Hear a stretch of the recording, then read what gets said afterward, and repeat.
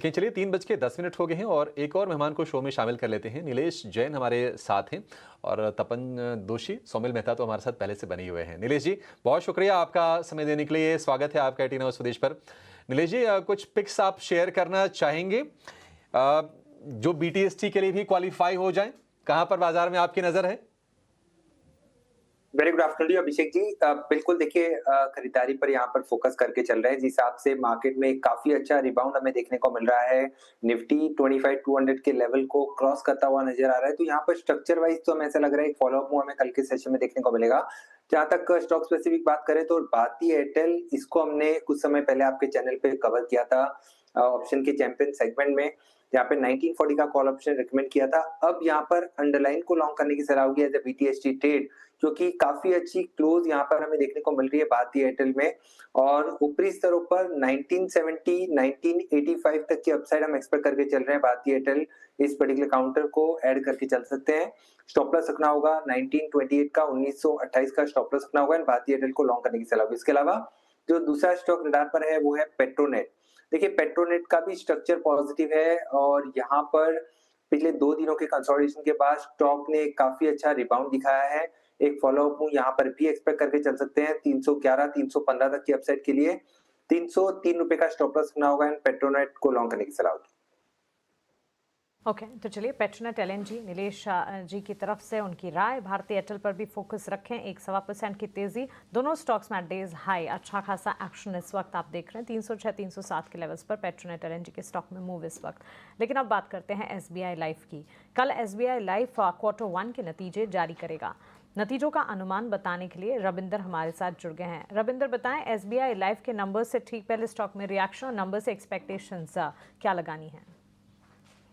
जी बिल्कुल, SBI life जो है अपने Q1 FY26 के रिजल्ट अनाउंस करने जा रही है और कंपनी का जो एपी है जून क्वार्टर में वो 3,863 करोड़ पर देखने को मिल सकता है, जिसमें 6% से आसपास की जो है इसमें अपटिक देखने को मिल सकती है ईयर ऑन ईयर बेसिस पर। हालांकि जो इसमें 30% की डिक्लाइन देखने को मिल सकती है सिक्वेंशियल बेसिस पर। वहीं अगर बात करें वीएनबी की, तो वीएनबी में भी जो है ईयर ऑन ईयर बेसिस पर 7.5% का अपटिक देखने को मिल सकता है, लेकिन सिक्वेंशियल बेसिस पर इस पर डिक्लाइन देखने को मिल सकता है। अगर बात करें कि वीएनबी मार्जिन्स की, तो Q1 FY26 में जो VNB मार्जिन्स है वो 27.1% पर देखने को मिल सकता है। और कंपनी से न्यू बिजनेस प्रीमियम एपी में जो है मिड सिंगल डिजिट ग्रोथ देखने मिल सकती है Q1 FY26 में। और VNB यानी वैल्यू ऑफ न्यू बिजनेस जो है उसमें थोड़ी अच्छी परफॉर्मेंस देखने को मिल सकती है, लेकिन स्ट्रीट जो है सिंगल डिजिट पर ही रहने की जो है इसमें एस्टिमेट कर रहा है। वहीं बेटर प्रोडक्ट मिक्स के चलते मार्जिन्स में ईयर ऑन ईयर बेसिस पे जो है इसमें इंप्रूवमेंट देखने को मिल सकती है, लेकिन सिक्वेंशियल बेसिस पे यहाँ पे डिक्लाइन देखने को मिल सकती है। और आगे चल के की मॉनिटरेबल ये रहेगा कि मैनेजमेंट की क्या कमेंट्री रहेगी बैंक चैनल्स के थ्रू डिस्ट्रीब्यूशन और ग्रोथ पर जो है मैनेजमेंट की क्या कमेंट्री रहेगी, ये एक इंपॉर्टेंट पॉइंट होगा। सो ओवरऑल जो है एक लो क्वार्टर हो सकता है एसबीआई लाइफ के लिए, लेकिन इंडस्ट्री से जो है इसमें बेटर परफॉर्मेंस देखने को मिल सकता है। शुक्रिया आपका हमारे साथ जुड़ने के लिए और ये नतीजों के अनुमान हमें बताने के लिए। एसबीआई लाइफ नंबर से ठीक पहले बड़ा ही कॉशियस आउटलुक के स्टॉक में नजर आ रहा है। नीलेश जी, एक तो एसबीआई लाइफ पर भी आपका टेक हम जानना चाहेंगे, लेकिन साथ साथ आरईसी पीएफसी के चार्ट्स देखें, मजबूती के साथ ट्रेंड करते हुए 2% तक की तेजी आरईसी में, पीएफसी और डेज हाई 418 के लेवल्स पर इस वक्त कामकाज करता हुआ।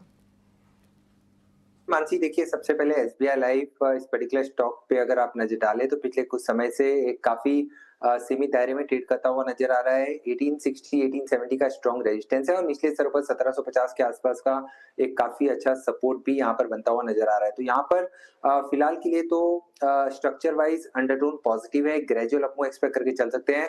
1750 के ऊपर जब तक ट्रेड हो रहा है तब तक बायस पॉजिटिव साइड में रख के ट्रेड करने की सलाह होगी। इसके अलावा आरईसी और पीएफसी यहाँ पर भी अगर आप देखें तो काफी लंबे समय से एक सीमित दायरे में ये भी काउंटर ट्रेड करते हुए नजर आ रहे हैं। REC limited in fact risk and reward के पर्सपेक्टिव से यहाँ पर लॉन्ग ट्रेड लेके चल सकते हैं, क्योंकि आज काफी अच्छा वॉल्यूम स्पर्ट यहाँ पर देखने को मिला है और लॉन्ग बिल्डअप भी यहाँ पे हो रहे हैं। एग्रेसिव लॉन्ग बिल्डअप देखने को मिल रहा है, 7% का फ्रेश हुआ इजाफा हुआ है। तो यहाँ पर 410 420 तक की अपसाइड के लिए आरईसी को एक लॉन्ग साइड में ट्रेड प्ले करके चल सकते हैं। 392 का स्टॉप लॉस रखना होगा। ओके, सो आरईसी पीएफसी पर ये एक टेक इस वक्त, और साथ साथ लाइफ इंश्योरेंस प्लेस भी लगातार फोकस रेडार पर है। लेकिन क्विकली बीटीएसटी एसटीबीटी ट्रेड्स हमारे एक्सपर्ट से समझ लेते हैं।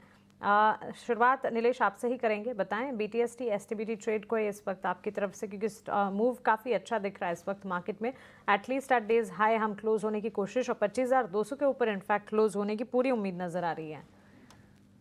बिल्कुल मानसी, देखिए अभी-अभी मैंने भारती एयरटेल को रेकमेंड किया है एज़ अ बीटीएससी ट्रेड, इसे लेके चल सकते हैं। स्ट्रक्चर पॉजिटिव है, ऊपरी स्तर पर 1970, 1985 तक की अपसाइड देखने को मिल सकती है एंड 1928, 1938 के 1928 और 1930 के आसपास का काफी अच्छा सपोर्ट बना हुआ है, तो वहां पे स्टॉप लॉस करने की सलाह होगी। इसके अलावा जो दूसरा स्टॉक रडार पर आ रहा है वो है केपीआर मिल।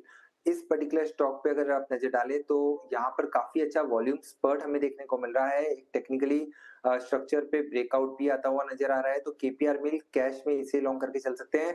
1270 एंड 1300 की अपसाइड को प्ले करने के लिए 1210 1210 का यहाँ पे स्टॉप लॉस रखना होगा। ओके, चलिए, तो ये एक राय बीटीएसटी के तौर पर नीलेश की तरफ से आती हुई। सौमिल, कोई स्टॉक आपके फोकस रेडार पर इस वक्त? बीटीएसटी लेकर जाना चाहूंगा। बाय कॉल है आईओसी पर। आईओसी में एक फ्लैग पैटर्न बना है जो ऊपर की तरफ टूटा है, 20 डेली मूविंग एवरेज पे सपोर्ट लिया है। स्टॉप लॉस लगाएंगे 150 पर और ऊपर में टारगेट 160 का रखेंगे।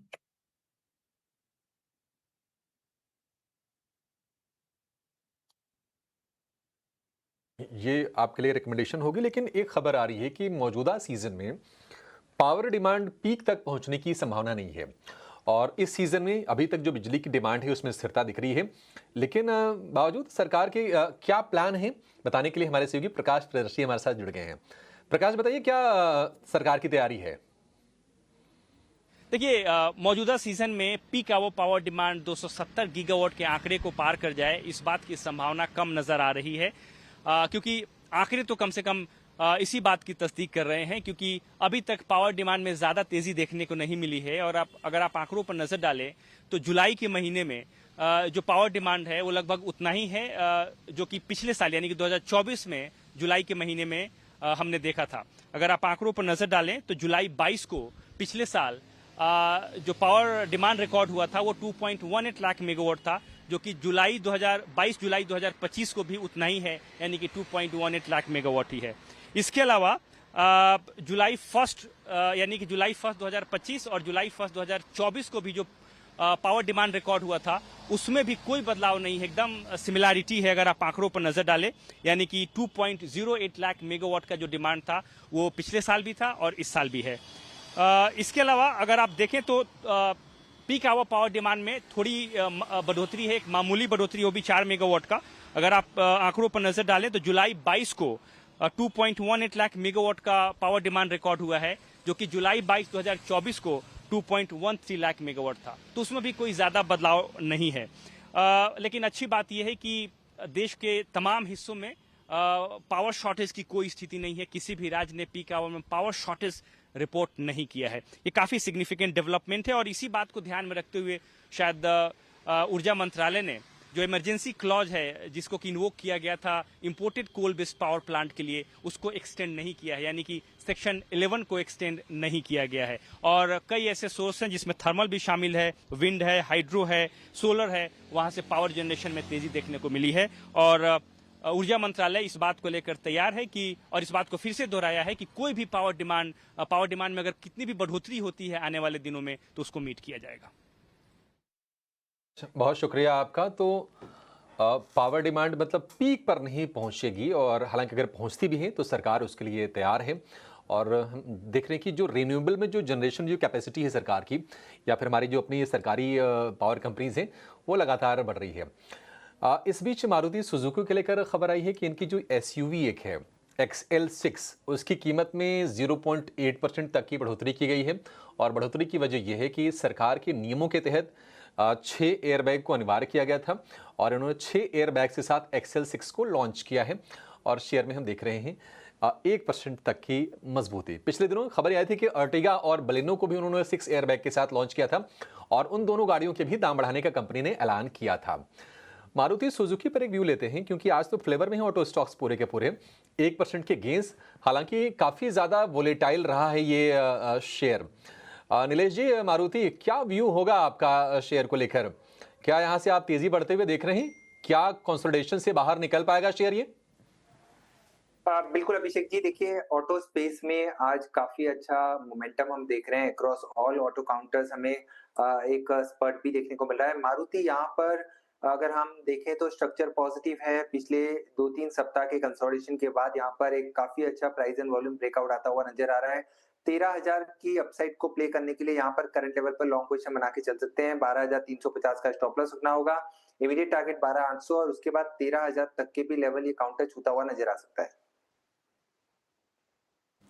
ठीक है, तो चलिए ये एक राय मारुति सुजुकी पर फिलहाल हमें मिल रही है। 12,623 के लेवल्स पर फिलहाल करीब 1.25% की तेज़ी पर ये स्टॉक ट्रेड करता हुआ है इस वक्त। सेक्टर स्पेसिफिक बाजार की चाल पर एक फोकस डालते हैं और ऑटोमोबाइल स्पेस में तो हम अच्छा खासा एक्शन देख ही रहे हैं, साथ साथ मेटल की शाइन भी। एक टेक तपन आपसे जानना चाहेंगे, मेटल में कल के सत्र में जब बाजार में गिरावट हावी हो रही थी, मेटल और एनर्जी ये दोनों प्लेयर्स थे जो कि बाजार को कुछ हद तक सपोर्ट कर रहे थे। आज बाजार में सेकंड हाफ में वापस से जब तेजी लौटी है, मेटल की शाइन बरकरार है, लेकिन ऑटो मिड सेलेक्ट जितना परफॉर्म नहीं कर पा रहा या फार्मा जितना मेटल परफॉर्म नहीं कर पा रहा। ग्लोबल कनेक्ट से ताल्लुक रखता है ये सेक्टर, क्या इसे वॉच लिस्ट में रखा जाए या फिर यहाँ कन्विक्शन है? मानसी जी देखो, शॉर्ट टर्म के लिए I am positive in metal, क्योंकि आप मेटल में अगर स्टील का भी अगर आप देखो तो डिमांड अच्छी खासी रही है। ऑलमोस्ट 8 to 9% हम कह सकते हैं कि डोमेस्टिक डिमांड रही है। इवन एल्यूमिनियम भी आप देखें कि काफ़ी हाई छू रहा है। सो मेटल ओवरऑल एक पॉजिटिव सेंस यहाँ भी आ रहा है, क्योंकि चाइना में कुछ गतिविधि बढ़ रही है और वहाँ भी कुछ अनाउंसमेंट आ रही है, तो उसके वजह से भी एक पॉजिटिव सेंस रहा है। मेटल मेरे हिसाब से 1-2 क्वार्टर, एक आध क्वार्टर मैक्सिमम मुझे लग रहा है कि ये पॉजिटिव रहेगा। और अगर आप रिजल्ट्स की भी बात करें तो JSW स्टील का रिजल्ट अच्छा ही था। आई थिंक टाटा स्टील का भी इनलाइन आना चाहिए होपफुली। और यहाँ हिंडाल को भी मुझे एक तरह से एक फेवरेबल स्टॉक लग रहा है, जहाँ वहाँ कुछ तेज़ी देख सकते हैं। इवन ओवरऑल काउंटर में भी अगर स्टॉक वाइज देखें तो मुझे लग रहा है कि मेटल कुछ क्वार्टर के लिए फ्लेवर में रहेगा। और यहाँ से बस मेन है कि किस तरह से ये क्वार्टरली जाता है, और प्लस आप ऑटो सेल्स और वो सब के नंबर्स भी आते हैं, तो उससे भी थोड़ा इम्पैक्ट आता है। सो शॉर्ट टर्म में यस आई एम पॉजिटिव, लेकिन 1 और 2 क्वार्टर के बाद चाइना की गतिविधि और overall global demand supply plus tariff का देख के we have to take another call.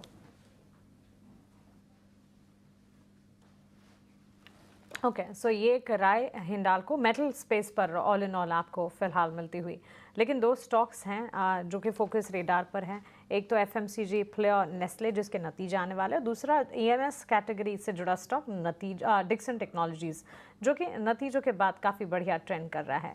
नतीजे जिसके आने वाले हैं उसके अनुमान आपको बताएंगे, लेकिन डिक्सन टेक्नोलॉजीज में जो तेज़ी देखने को मिली है, अच्छी खासी मजबूती है, इसके पीछे की वजह क्या है ये एक बार पहले अभिषेक से जानते हैं। अभिषेक, 3% के गेंस हैं डिक्सन टेक्नोलॉजीज। वैसे तो EMS कैटेगरी पर ही बातचीत होती है और EMS कैटेगरी की ग्रोथ डेवलपमेंट लगातार फोकस रेडार पर रहती है, वन ऑफ द सेक्टर्स जो कि चर्चा का विषय बना रहता है। लेकिन डिक्सन टेक्स में जो टेक्नोलॉजी में जो धुआंधार तेजी है, इसके पीछे की वजह क्या है? मानसी देखिए, ट्रिगर यही है कि कंपनी क्या है कि EMS से आगे बढ़ के अब कुछ सोच रही है और अपने प्रोडक्ट पोर्टफोलियो को लगातार डाइवर्सिफाई कर रही है। देखिए, EMS को लेकर जो उनको बेनिफिट्स मिले थे PLI के, वो मार्च 2026 में ख़त्म हो जाएंगे और माना ये जा रहा है कि फिर मार्जिन को वो करीब 0.6 से लेकर 0.8% के आसपास इम्पैक्ट कर सकते हैं। तो उसके लिए कंपनी ने पहले से अपने आप को तैयारी करनी शुरू कर दी है। लेकिन एक जो इंटरेस्टिंग ट्रेंड मानसी जो मुझे दिखा है कि डिक्सन टेक ने पिछले 5 तिमाहियों में अपनी आय को लगातार ईयर ऑन ईयर बेसिस पर डबल किया है और ये बहुत ही सॉलिड आंकड़े फिर से Q1 में कंपनी ने पेश किए हैं। मुनाफा डबल होकर 280 करोड़ रुपए। आय की बात करें तो आय 12,835 करोड़ रुपए, इसमें भी 95% का उछाल ईयर ऑन ईयर बेसिस पर। EBITDA 89% बढ़ा, मार्जिन में हल्की सी ग्रोथ रही है 2.1% से बढ़कर 2.2% पर। लेकिन ट्रिगर यहाँ से ये है कि कोर बिजनेस से आगे कंपनी ग्रोथ पर फोकस कर रही है। 1,000 करोड़ रुपए के निवेश से लैपटॉप मैन्युफैक्चरिंग प्लांट कंपनी लगाएगी। कंपनी के पास बड़े ग्राहक है जिसमें कि HP है, लेनोवो है, एसर, आसूस, गूगल पिक्सल, ये ग्लोबल जाइंट्स हैं कंपनियां और उनसे कॉन्ट्रैक्ट मिला है डिक्सन को। हाल फिलहाल हमने देखा कि 2 करार और एक जॉइंट वेंचर किया। क्यूटेक इंडिया में 51% हिस्सा खरीदा कंपनी ने और ये कैमरा फिंगरप्रिंट मॉड्यूल में कंपनी ऑपरेट करती है। तो इनका जो कोर है ना EMS, उससे थोड़ी आगे बढ़ रही है।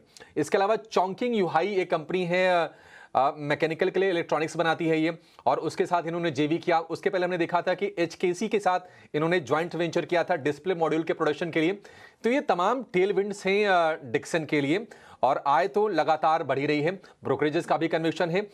जेफरीज ने होल्ड की रेटिंग दी है 15,400 का हालांकि टारगेट है, इसके ऊपर ही शेयर अभी कारोबार कर रहा है। मोतीलाल ओसवाल के जो टारगेट है 22,100 के हैं। नोमुरा की कुछ दिनों पहले रिपोर्ट आई थी 21,800 के टारगेट नोमुरा ने दिया था। हालांकि कुछ ब्रोकरेजेस हैं थोड़े बेरिश भी हैं, जिसमें कि गोल्डमैन सैक्स एक है, सेल की रेटिंग इनकी तरफ से है 11,100 करोड़ रुपए। लेकिन निश्चित तौर पर सॉलिड नतीजे और सॉलिड प्लानिंग आगे भविष्य को लेकर कि अपनी आय को कैसे ये बरकरार रख पाएंगे, कैसे ग्रोथ को यहां से ड्राइव करेंगे, और उस चीज को बाजार दे रहा है थम्स अप। शेयर हमने देखा कि 3% के गेंस के साथ ये कारोबार कर रहा है। इनएविटेबल, और डिक्सन टेक्नोलॉजी सिर्फ और सिर्फ ईएमएस कैटेगरी का ही बनकर नहीं रह गया है, वहाँ से आगे बिजनेस एक्सपेंशन और नए डेवलपमेंट प्लान्स जो हैं वो लगातार बनाए जा रहे हैं, और इसी के चलते ब्रोकरेजेस के भी पॉजिटिव रेडार पर है। और नतीजों के बाद भी हम देख रहे हैं स्टॉक में ज़बरदस्त एक्शन, शानदार तेज़ी का ट्रेंड जो है वो बिल्कुल जारी है। लेकिन नेस्ले इंडिया के नंबर्स कल आने वाले हैं। कंजम्पशन का खेमा जो है सीजनलिटी फैक्टर के लिहाज से काफ़ी मायने रखता है इन दिनों, इन महीनों, जहां ऑनसेट ऑफ मानसून या बारिश देश भर में शुरुआत हो चुकी है इस सीज़न की। नेस्ले के नतीजों से एक्सपेक्टेशन क्या है, क्विकली स्नेही से जानते हैं, उसके बाद क्लोजिंग की तरफ बढ़ेंगे। जी बिल्कुल, अगर हम नेस्ले के क्वार्टर 1 नंबर्स के बारे में बात करें तो हम एक डिसेंट क्वार्टर की अपेक्षा रखते हैं, ना बहुत ही अच्छा ना बहुत ही बुरा। Standard year on year basis पर देखते हैं इसके आंकड़े क्या हो सकते हैं। रेवेन्यू की उम्मीद है 5,100 करोड़ पर लगभग 6% का अपटिक। एबिटा में भी हम 6% अपटिक की उम्मीद रख रहे हैं। नेट प्रॉफिट में बहुत ज़्यादा ग्रोथ नहीं, बट तो भी पॉजिटिव ग्रोथ की उम्मीद है। 1.7% हायर, और नेट प्रॉफिट की अपेक्षा है 760 करोड़ पर। और उनके जो एबिटा मार्जिन है वो लगभग 23% के आसपास थोड़े से दबाव में रह सकते हैं। ओवरऑल एक्सपेक्टेशंस के बारे में बात करें तो वॉल्यूम ग्रोथ 3 से 4% के बीच में हो सकता है। याद रखिएगा कि पिछले क्वार्टर में ये 2% पर था, तो सिक्वेंशियल बेसिस पर काफ़ी अच्छा मूव है ये। डोमेस्टिक सेल 5.5% ऊपर हो सकते हैं, और एक्सपोर्ट 7.5% ऊपर।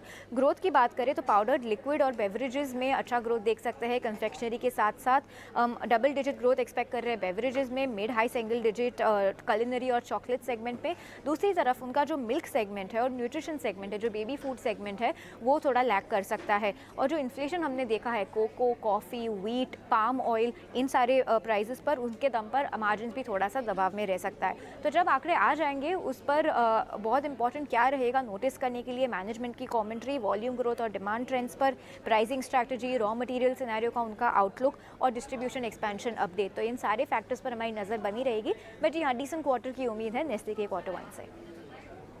क्वार्टर एक्सपेक्टेड है नेस्ले से। बाजार की क्लोजिंग की तरफ बढ़ते हैं, और फर्स्ट हाफ से लेकर सेकंड हाफ तक तस्वीर काफ़ी अच्छी नज़र आ रही है। मार्केट की रिकवरी मोड में बाजार दिखे, और 25,200 के लेवल्स भी हमें नजर आए। इस वक्त क्लोजिंग भी 25,200 के पार होने की पूरी तैयारी है। 57,200 के लेवल्स के पार हम देख रहे हैं। बैंक निफ्टी में करीब 500 अंकों की मजबूती पर क्लोजिंग नजर आ सकती है।